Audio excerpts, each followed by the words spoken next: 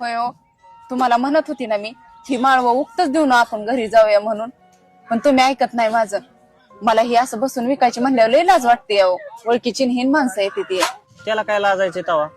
म्हणजे आपण ह्याला कष्ट करायला लाजलो नाही. रात्रंदिवस आपण कष्ट केल्यात.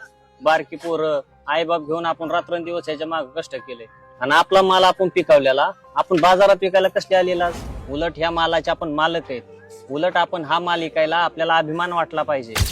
अगं आपण एवढं रात्रंदिवस कष्ट करतोय आणि कमी भावामध्ये आपण दुसऱ्याच्या ताब्यात हा माल देतोय. ह्याच्यामुळे आपण लॉस मध्ये जातोय.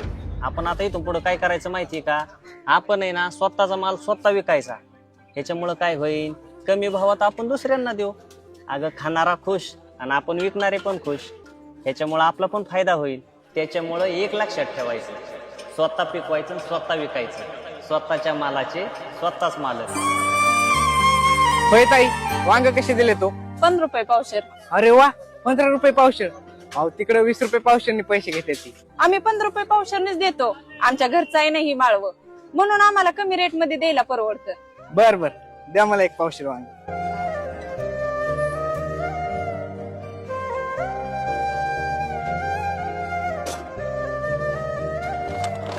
हे घ्या तुमचे पैसे.